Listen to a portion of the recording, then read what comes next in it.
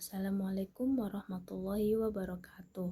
Perkenalkan, nama saya Diah Nawangwulan dengan NIM 052870328 Prodi Ilmu Administrasi Bisnis. Dalam video ini, saya akan menjelaskan tugas logika mengenai 3 macam term dalam logika serta contoh bentuk sesat pikir atau logical fallacy dan cara menghindarinya. Langsung saja, kita mulai dengan penjelasan tentang term. Dalam logika, term atau istilah adalah unsur dasar dalam proposisi atau pernyataan logis. Term bisa berupa nama benda, konsep, atau kualitas tertentu.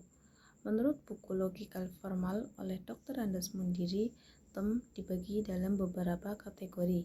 Berikut ini 3 macam term beserta penjelasan dan contohnya. 1. Term konkret dan term abstrak. Term konkret adalah istilah yang menunjuk pada sesuatu yang dapat ditangkap oleh panca indera, contohnya meja, air, buku, atau kucing. Term abstrak merujuk pada hal-hal yang tidak bisa dirasakan secara fisik, melainkan dipahami melalui pemikiran, contohnya kejujuran, cinta, keadilan. Term konkret menggambarkan benda nyata, sedangkan term abstrak menggambarkan sifat atau nilai. 2. Term umum dan term khusus.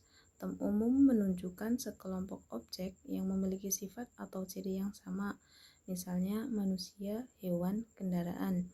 Term khusus menunjuk pada individu tertentu dalam kelompok tersebut, misalnya Soekarno adalah term khusus dari manusia, Garuda adalah term khusus dari burung.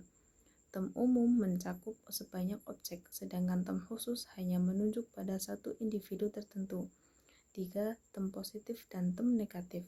Term positif menyatakan keberadaan sifat tertentu, contohnya adil, pandai, indah. Term negatif menyatakan ketiadaan atau kebalikan dari sifat itu, contohnya tidak adil, bodoh, jelek. Perbedaan antara term positif dan negatif membantu dalam membedakan makna dan arah suatu pernyataan logis. Sekarang, mari kita bahas logical fallacy atau sesat pikir. Dalam logika, sesat pikir adalah kekeliruan dalam cara menyusun atau menilai argumen.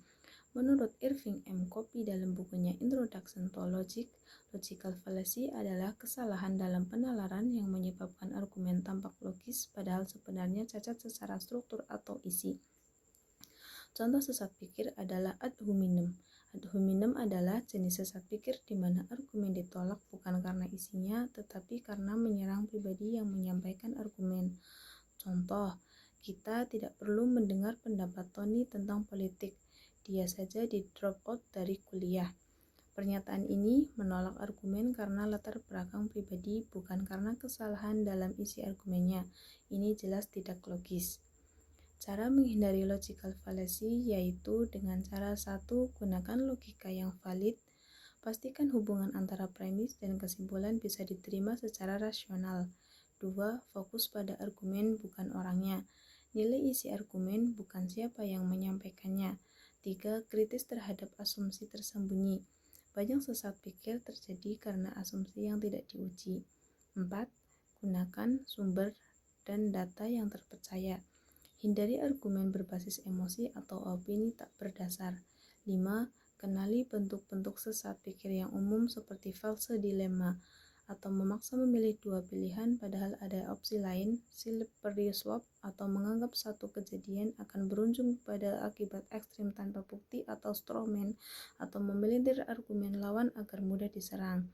Dengan memahami bentuk dan pola sesat pikir, kita bisa menjadi penalar yang lebih kritis dan adil.